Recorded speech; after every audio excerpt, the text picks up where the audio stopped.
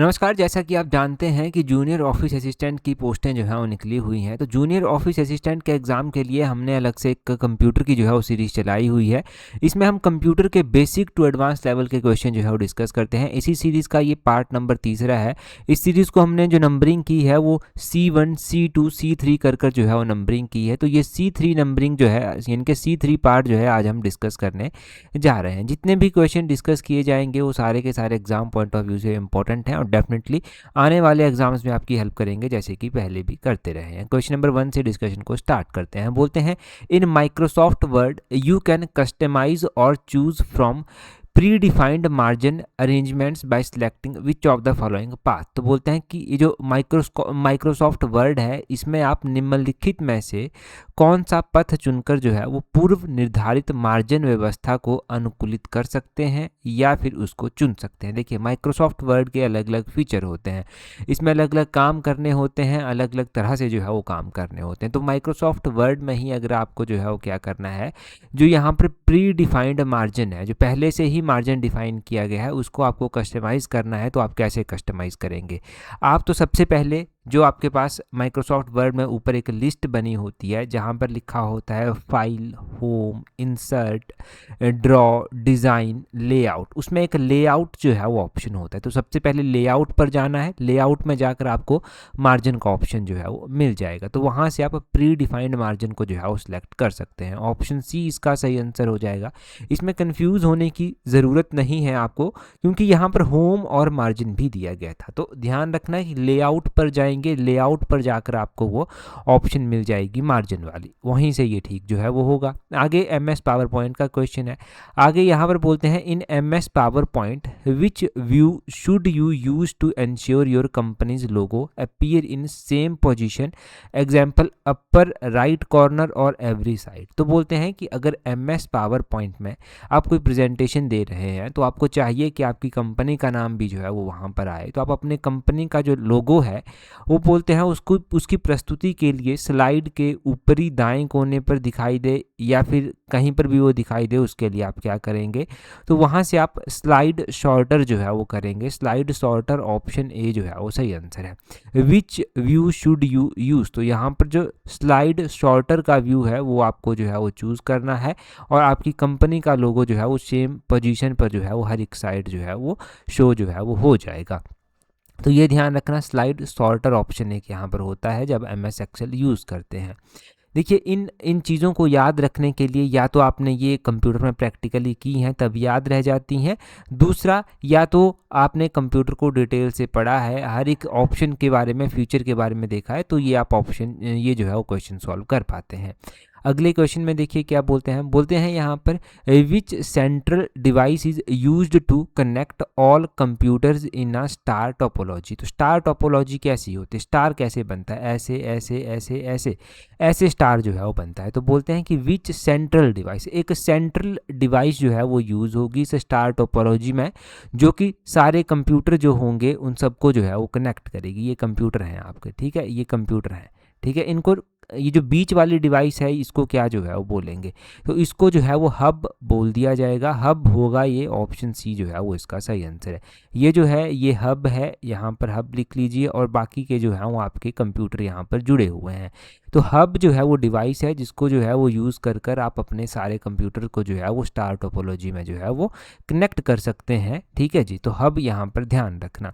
अगला क्वेश्चन देखिए, अगले क्वेश्चन में क्या बोलते हैं, नेक्स्ट क्वेश्चन में यहाँ पर बोलते हैं, which part of CPU contains the circuitry that uses the electrical signals to direct the entire computer system to execute stored program। तो बोलते हैं कि CPU का वह भाग जिसमें सर्किटरी लगा होता है जो संग्रहित प्रोग्रामों को पूरा करने या निष्पादित करने के लिए पूरे कंप्यूटर सिस्टम को निर्देश करने के लिए जो है वो विद्युत संकेत का प्रयोग करता है, उसे क्या कहा जाता है। देखिए, CPU के भी अलग अलग भाग हुए। अब CPU का एक ऐसा ही भाग आता है जिसको CU बोलते हैं, जिसको सेंट्रल यूनिट जो है वो जिसको कंट्रोल यूनिट जो है वो बोलते हैं। ये जो कंट्रोल यूनिट है ना, ये इस्तेमाल यहाँ पर होता है। ऑप्शन इसका जो है वो बी सही आंसर हो जाएगा, कंट्रोल यूनिट सही आंसर है। अगला क्वेश्चन देखेंगे हमारे पास यहाँ पर जो है वो क्या पूछा गया है। यहाँ पर बेसिक तो आप CU का फुल फॉर्म याद रखना, ALU का फुल फॉर्म याद रखना। ALU का पूरा नाम होता है अर्थमेटिकल लॉजिकल यूनिट।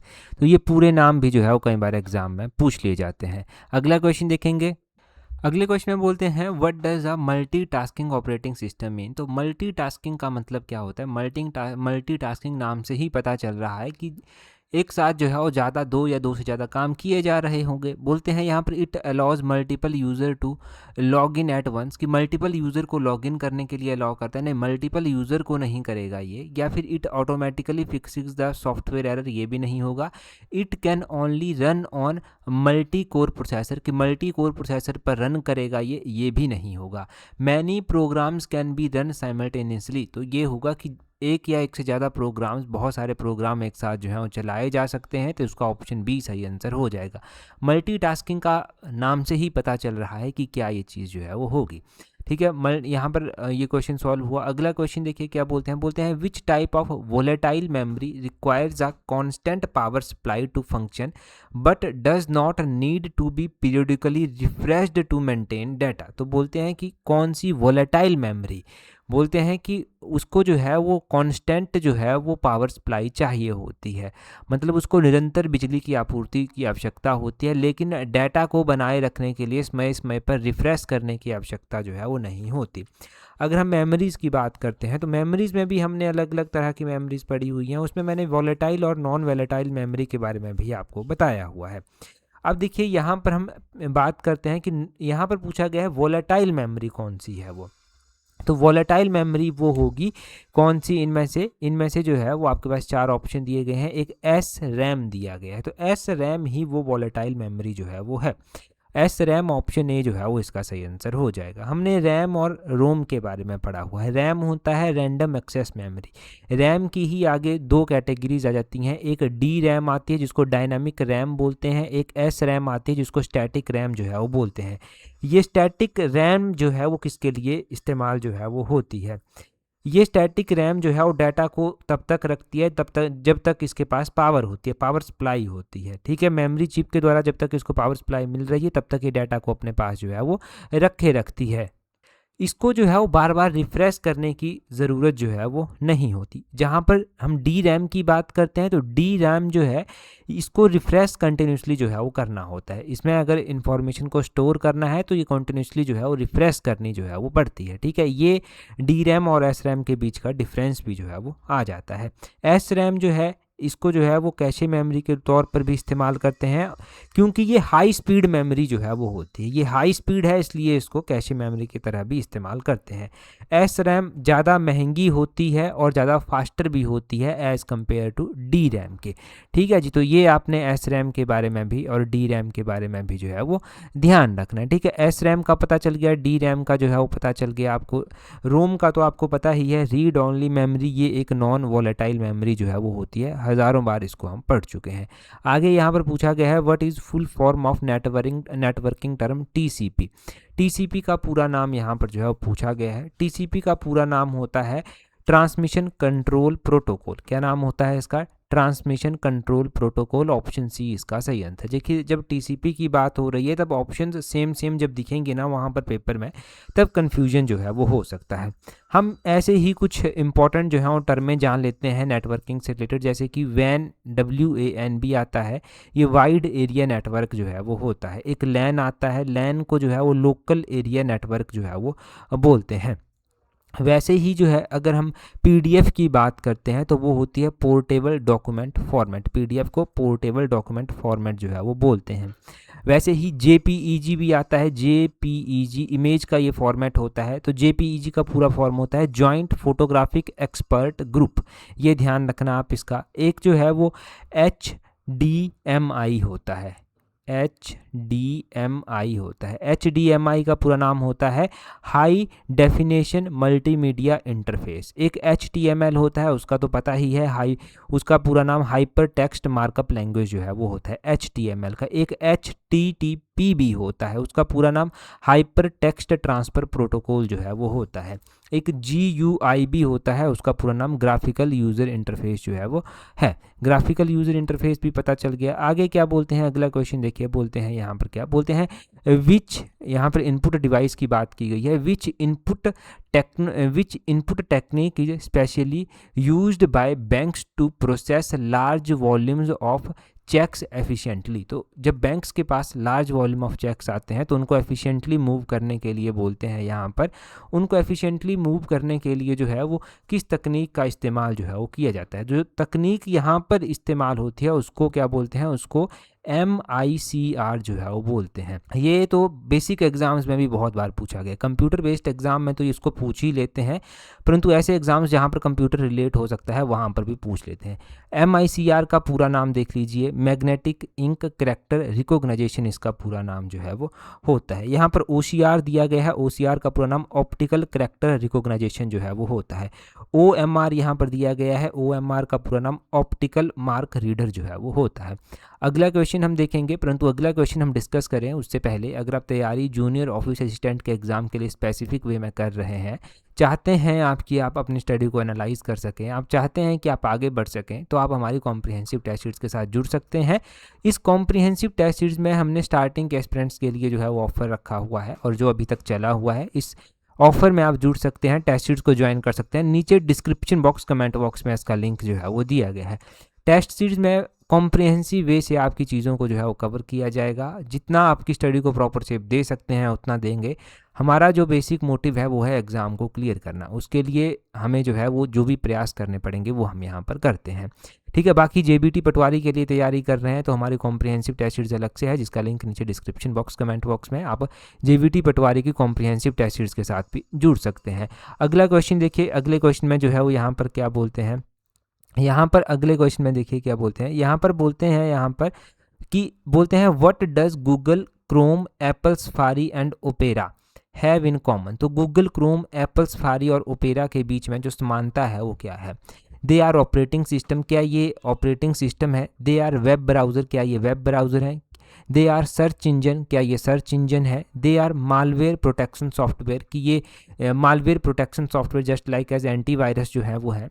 अगर देखिए हम गूगल क्रोम की बात करते हैं, एप्पल सफारी की बात करते हैं, ओपेरा की बात करते हैं, तो ये सारे के सारे वेब ब्राउज़र जो है वो आते हैं। ऑप्शन बी जो है वो इसका सही आंसर जो है वो हो जाएगा। अच्छा, हम हमेशा वेब ब्राउज़र के ऊपर क्वेश्चन जो है वो देखते हैं, परंतु डे बाय डे क्वेश्चन ये भी टफ हो रहे हैं। अब आपके एग्ज़ाम जो है वो ऑनलाइन हो रहे हैं, तो जो एजेंसी एग्ज़ाम को जो है वो कंडक्ट करवा रही है वो कॉम्प्लिकेट करती है क्वेश्चंस को, ठीक है। अब हम यहाँ पर कॉम्प्लिकेशन के वे में जो है वो पढ़ेंगे कि वेब ब्राउज़र कौन कौन से होते हैं, क्या क्या नाम है वेब ब्राउज़र के। जैसे कि एप्पल का हो गया सफारी, माइक्रोसॉफ्ट का एक एज आ जाता है, मोजिला फायरबॉक्स भी एक जो है वेब ब्राउज़र आता है, ओपेरा एक जो है वो वेब ब्राउज़र आता है, गूगल क्रोम भी जो है वो एक जो है वो वेब ब्राउज़र जो है वो आता है, एक ब्रेव कर भी जो है वो आता है, ब्रेव भी जो है वो एक वेब ब्राउज़र जो है वो आता है, ठीक है। ब्रेव के अलावा जो है एक विवाल्डी, यहाँ पर मैं लिख देता हूँ VIVALDI, एक ये विवाल्डी भी जो है वो वेब ब्राउज़र आता है। एक सैमसंग का इंटरनेट आता है, सैमसंग इंटरनेट ही उसको बोलते हैं, वो भी वेब ब्राउज़र जो है वो आता है,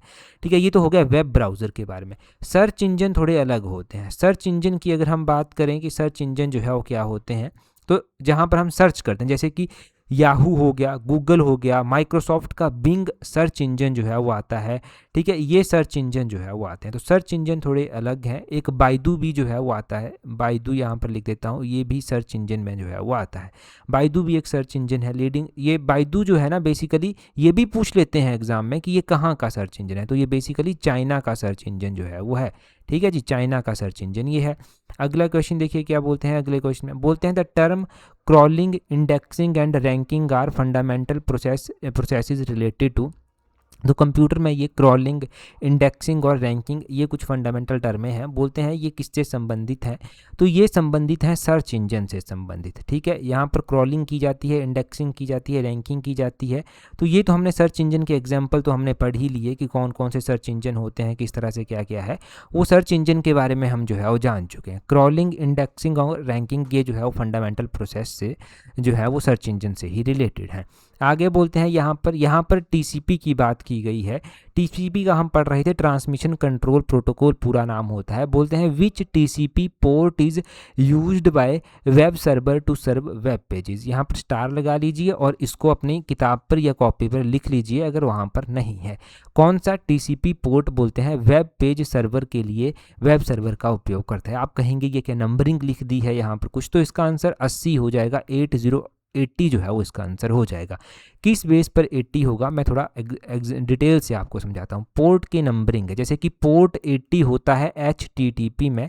HTTP मैंने आपको बताया था कि HTTP का पूरा नाम जो है वो क्या होता है, वो हाइपर टेक्स्ट ट्रांसफ़र प्रोटोकॉल जो है वो इसका नाम होता है। तो ये जो पोर्ट 80 है ये एक हाइपर टेक्स्ट ट्रांसफ़र प्रोटोकॉल है। इसके लिए जो है वो 80 मानक जो है वो रखा गया है, 80 पोर्ट नंबर जो है वो रखा गया है। जब आप किसी भी वेबसाइट पर जाते हैं जो सुरक्षित नहीं है, जो एक एनक्रिप्टेड वेबसाइट नहीं है, जब आप उसके ऊपर जाते हैं तो यह पोर्ट 80 जो है इस जो आपकी डिवाइस होगी इस पोर्ट 80 का उपयोग जो है वो करती है। उदाहरण के लिए कोई भी वेब ब्राउज़र है, जैसे कि http example.com कर आप टाइप करते हैं कुछ भी, तो आपका वेब ब्राउज़र डिफ़ॉल्ट रूप से जो है वो सर्वर के पोर्ट 80 से जो है वो जुड़ने की कोशिश करेगा। अगर वो सुरक्षित नहीं है तो वो पोर्ट नंबर 80 से जुड़ने की कोशिश करेगा। इसमें बोलते हैं डाटा प्लान टेक्स्ट में भेजा जाता है जिसे कोई भी बीच में पढ़ सकता है। ठीक है, इसमें ये भी होता है कि जो डाटा प्लान भेजा जाता है वो टेक्स्ट में भेजा जाता है, बीच में कोई भी आपका डाटा पढ़ सकता है। पोर्ट 443 भी एक होता है। ये जो पोर्ट 443 होता है ये HTTPS होता है, hyper text transfer protocol secure ये होता है, मतलब ये जो है वो सुरक्षित होता है।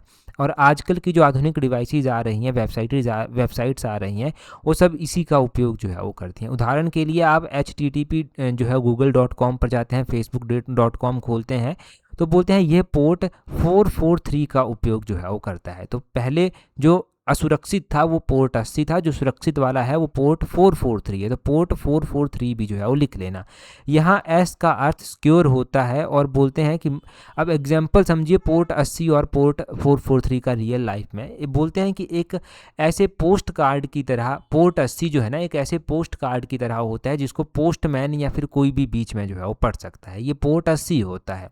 पोर्ट 443 जो है वो एक बंद या फिर सीलबंद लिफाफे की तरह जो है वो होता है।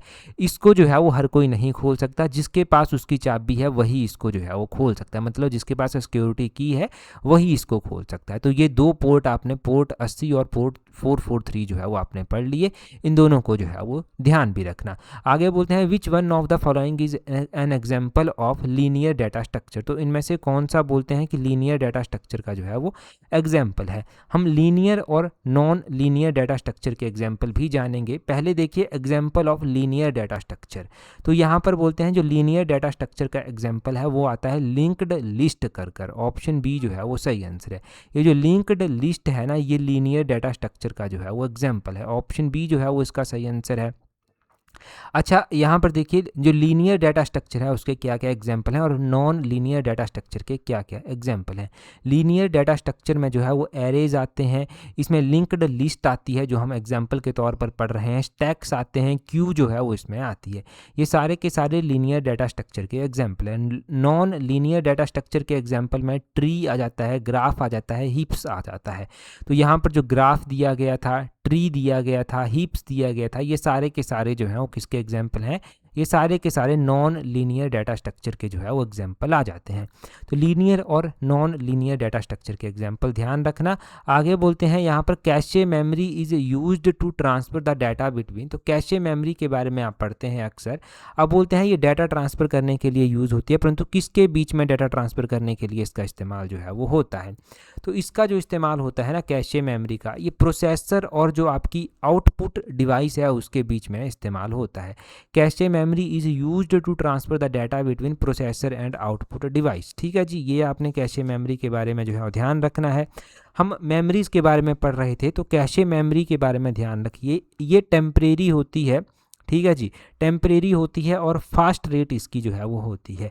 ये बड़ी हाई स्पीड मेमोरी होती है। इसको बेसिकली रैम और सीपीयू के बीच में रखते हैं, मतलब प्रोसेसर और अदर डिवाइस के बीच में जो है वो इसको रखते हैं।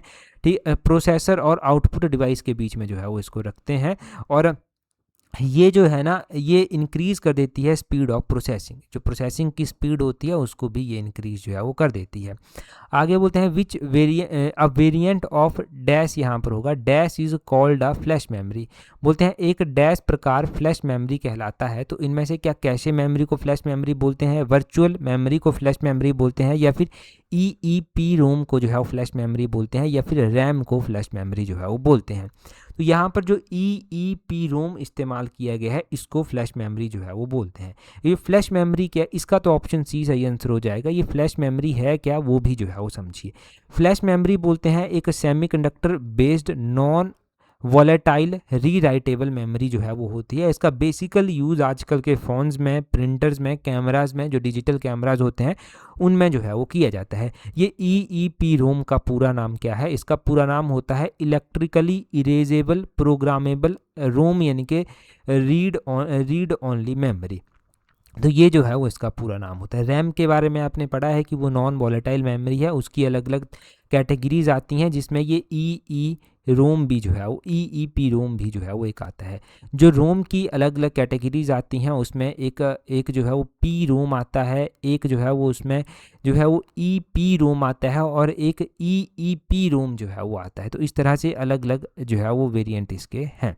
आगे बोलते हैं यहाँ पर in electronic mail which of the following protocol allows the transfer of multimedia messages. तो बोलते हैं यहाँ पर, बोलते हैं कि इलेक्ट्रॉनिक मेल में निम्नलिखित में से कौन सा प्रोटोकॉल मल्टीमीडिया संदेशों के हस्तांतरण की अनुमति जो है वो देता है। तो इलेक्ट्रॉनिक मेल में जो है वो जो आपका MIME होता है, MIME वो जो है वो क्या करता है, ये अलाउ करता है ट्रांसफ़र ऑफ मल्टीमीडिया मैसेजेस। तो MIME का पूरा नाम क्या होता है, इसका पूरा नाम होता है मल्टीपर्पस इंटरनेट मेल एक्सटेंशन। ये ध्यान रखना, जब आप ईमेल करते हैं, इलेक्ट्रॉनिक मेल करते हैं, तो कौन सा प्रोटोकॉल अलाउ करता है ट्रांसफ़र ऑफ मल्टीमीडिया मैसेजेस, तो वो MIME जो है वो करता है। ठीक है, अगला क्वेश्चन जो है वो यहाँ पर देखेंगे। नेक्स्ट क्वेश्चन में हमसे क्या पूछा गया है, आगे बोलते हैं 1 पेटाबाइट इज इक्वल टू, तो 1 पेटाबाइट जो है वो कितने के बराबर होती है, is equal to how many terabyte यहाँ पर बोला गया है। तो एक पेटाबाइट जो है वो 1024 टेराबाइट के बराबर होती है। मेमोरी जानिए आप, एक पेटाबाइट जो है वो 1024 टेराबाइट के बराबर होती है, एक टेराबाइट 1024 गीगाबाइट के बराबर होती है, और एक गीगाबाइट 1024 MB यानी कि मेगाबाइट के बराबर जो है वो होती है। ठीक है जी, अगला क्वेश्चन देखिए क्या बोलते हैं, बोलते हैं register variable is stored in. तो रजिस्टर वेरिएबल जो है वो प्रोसेसर में स्टोर होता है। ऑप्शन ए जो है वो इसका सही आंसर हो जाएगा। आगे बोलते हैं which of the following printer prints the fast and silently. तो बोलते हैं कि निम्नलिखित में से कौन सा प्रिंटर बहुत तेज़ी से और चुपचाप प्रिंट जो है वो करता है। तो प्रिंटर्स भी हमारे पास अलग अलग आते हैं, और जब प्रिंटर्स आप पढ़ते हैं तो प्रिंटर्स में ही आप एक लेज़र प्रिंटर पढ़ते हैं। लेज़र प्रिंटर आपने देखे भी होंगे, ये जो है वो फास्ट भी होते हैं, और ये जो है वो प्रिंट भी जो है वो जल्दी से करते हैं बिना किसी आवाज़ के। आगे बोलते हैं which of the following gate is often used to represent binary multiplication. तो बोलते हैं कि इनमें से कौन सा गेट, हमने अलग अलग तरह के गेट कंप्यूटर में पढ़े हैं। अब देखिए गेट्स भी अलग अलग होते हैं कंप्यूटर में, जैसे कि AND gate, or gate, not gate, nand gate, ये सारे होते हैं। तो बोलते हैं कौन सा गेट जो है वो बाइनरी मल्टीप्लिकेशन के लिए इस्तेमाल जो है वो होता है। तो बाइनरी मल्टीप्लिकेशन के लिए जो है वो एक एंड गेट होता है। एंड गेट, ऑप्शन बी जो है वो सही आंसर है। एंड गेट जो है वो इस्तेमाल होता है। एंड गेट का जो एक्सप्रेशन होता है वो इस तरह से होता है, x is equal to A.B। ठीक है, A.B इस तरह से जो है वो इसका होता है। इसका आप जो है वो अगर आप एंड गेट बनाएंगे तो बनता कैसे है, कई बार ये भी पूछ लिया जाता है। तो एंड गेट इस तरह से बनेगा कुछ आपका, यहाँ पर मैं ड्रॉ कर रहा हूँ। ठीक है, ये एंड गेट जो है वो होता है। ठीक है, एंड गेट ये हो गया, ये आपकी इनपुट जा रही है, यहाँ पर आपकी आउटपुट जो है वो आ रही है। जैसे कि ये आपका A होगा, ये आपका A होगा, ये आपका B होगा, और ये आपकी आउटपुट X जो है वो हो जाएगी। इसका जो है वो एक्सप्रेशन भी जो है वो बनता है। कैसे बनता है वो देख लीजिए। थोड़ा सा आप यहाँ पर इसके ऊपर क्वेश्चन बन जाते हैं, क्योंकि मैं इसलिए इसको बना रहा हूँ। A, B और X, मान लीजिए इनपुट आपने 0 दे दी, आउटपुट जो इनपुट है आपने दी ना वो 0 0 दे दी, तो आउटपुट आपकी 0 ही जो है वो आएगी। अगर इनपुट आप 0 1 देते हैं तो मल्टीप्लाई इसमें जो है वो होगा और 0 जो है ये हो जाएगा। अगर 1 0 देते हैं तब भी ये 0 ही हो जाएगा क्योंकि इसमें मल्टीप्लिकेशन इस्तेमाल होती है। और अगर आप 1 1 देते हैं तो 1 1 कर ये 1 ही जो है वो आ जाएगा। तो ये जो है वो इसका एक एक्सप्रेशन जो है वो होता है जो आपने याद रखना है। ठीक है जी, अगला क्वेश्चन देखिए क्या बोलते हैं what is decimal equivalent of 1 1 0 0 1 2। पिछली में हमने जाना था कि बाइनरी नंबर निकालते किस तरह से हैं। यहाँ पर इस क्वेश्चन को करने के दो तरीके हैं। या तो आप क्या कीजिए कि आप इसको इन सब का बाइनरी नंबर निकालिए और देख लीजिए कि ये किसका जो है वो है। या तो आप क्या कीजिए, यहाँ से मल्टीप्लाई करना स्टार्ट कीजिए। 1 multiply 2 raise to power 0, 0 multiply by 2 raise to power 1, 2 raise to power 1 कीजिए। यहाँ पर अगला 0 जो है ना, अगला 0 जो है इसको 2 रेज टू पावर 2 और अगला 1 जो है 1 मल्टीप्लाई 2 रेज टू पावर जो है वो 3 और अगला 1 जो है उसको 1 multiply by 2 raise to power 4 जो है वो कीजिए। फिर देखिए कि आंसर आएगा। आपको अच्छे से समझ आ जाए तो मैंने यहाँ पर लिख भी दिया कि इसको आप ऐसे करेंगे, कोई भी नंबर होगा उसको वैसे ही किया जाएगा। 0 से स्टार्ट करेंगे और जहाँ तक जाता है वहाँ तक ले जाएंगे। तो इसको यहाँ पर 16 + 8 + 0 + 0 + 1 आ जाएगा, ये 25 के बराबर हो जाएगा और 25 ही जो है वो इसका आंसर है। इसका आंसर ऑप्शन बी 25 ही जो है वो इसका आंसर जो है वो आ जाएगा। वैसे ही मैं एक आपको भी देता हूँ इस तरह का करने के लिए। तो आपके लिए जो है ये है 1 1 1 1 0, मतलब 4 बार 1 है और फिर 0 है। इसका बताइए आपकी डेसिमल नंबर क्या आएगा।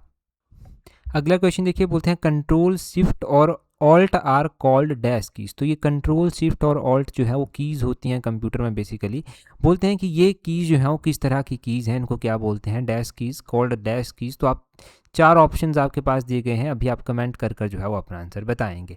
जल्दी से कमेंट कर अपना आंसर जो है वो बता दीजिए। अगर आपने टेलीग्राम पर हमें ज्वाइन नहीं किया है तो टेलीग्राम पर ज्वाइन करने के लिए अपने टेलीग्राम से सर्च करना @allexam31। आपको हमारा टेलीग्राम चैनल जो है वो मिल जाएगा। आज की इस वीडियो में इतना ही है। That's all for today. Thank you very much for watching and listening it very patient.